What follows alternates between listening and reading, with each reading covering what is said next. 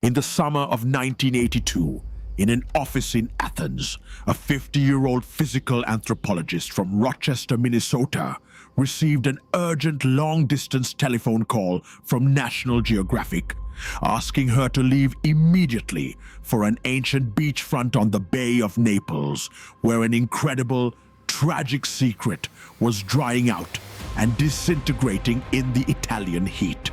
Her name was Sara Bisel, a former Midwestern housewife who had only recently earned her doctorate and taken up a Smithsonian fellowship, and she was about to be thrust into a discovery that would fundamentally alter our understanding of the ancient world. For more than 2 centuries, historians and scholars had held to a comforting historical consensus that almost the entire population of Herculaneum had successfully fled the catastrophic eruption of Mount Vesuvius in 79 AD, leaving behind a nearly empty seaside city. After all, across generations of careful excavation, archaeologists had unearthed only a few dozen scattered bodies in a town that once housed several thousand people, standing in stark contrast to nearby Pompeii, where the victims lay everywhere.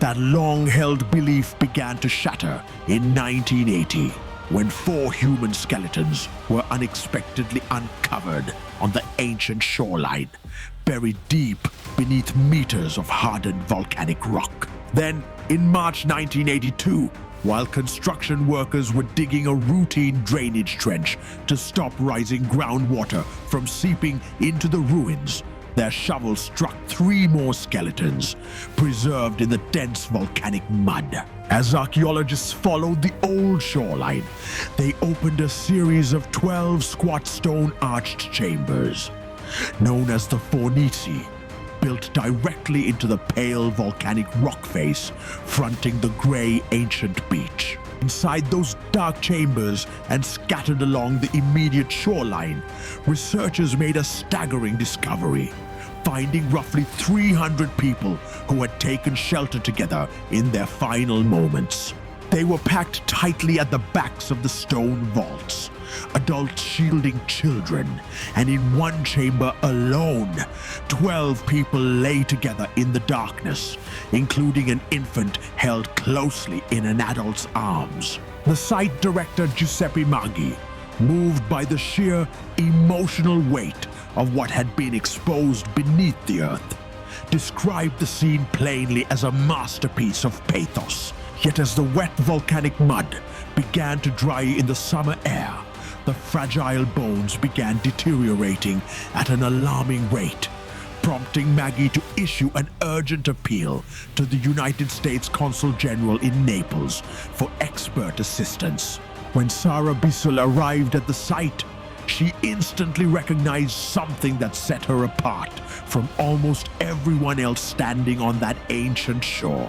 While the world saw a heartbreaking disaster, Bisel recognized an unprecedented scientific treasure because Romans routinely cremated their dead, meaning virtually no intact Roman skeletons had survived anywhere on Earth. Even neighboring Pompeii had yielded famous plaster casts of void spaces rather than actual biological material, leaving scientists with far too few skeletons to construct a meaningful statistical profile of an entire ancient population. Setting up a makeshift laboratory beneath a canvas shade, Bisel began the laborious task of cleaning, measuring, and chemical preservation, working tirelessly over human remains laid out on long wooden trestle tables. Refusing to view them merely as nameless specimens, she gave descriptive names to individual remains, such as the soldier, the ringlady, and the helmsman. The helmsman was discovered on the ancient beach beside an overturned Roman boat, his hand still positioned as if gripping a wooden oar. Bisel determined he was approximately 46 years old and identified him as an enslaved person after examining the massive, exaggerated muscle attachment crests on his upper arm bones, formed by decades of relentless physical strain. She famously observed that a free man would have stopped working long before his body reached such a point of severe, painful skeletal deformation. Her initial analysis of 26 adults revealed that Romans were generally shorter than modern Americans, but possessed remarkably healthy teeth with only half the incidence of decay. As her research expanded to 139 individuals, she found a population that was broadly well-nourished, with surprisingly few signs of anemia, though those identified as slaves bore clear, tragic marks of extreme labor. At a major press conference in Washington on November 16, 1982, Bisel announced to the world that science had finally gained access to its very first real population sample of the ancient Roman era. In October 1984, Discover magazine profiled her extraordinary work in a feature story that permanently bestowed upon her the nickname the Bone Lady. While later bioarchaeologists have questioned whether her colorful personal narratives went too far beyond what skeletal data alone can prove, her ground-level work remains widely celebrated as a pioneering milestone in modern bioarchaeology.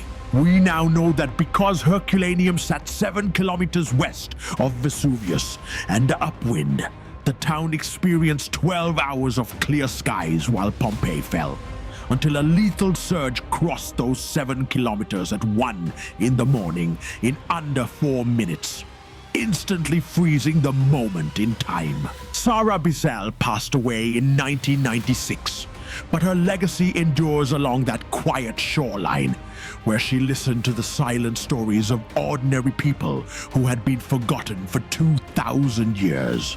How much more do you think ancient bones can teach us about daily life in lost civilizations? Share your thoughts below and subscribe for more extraordinary stories from history.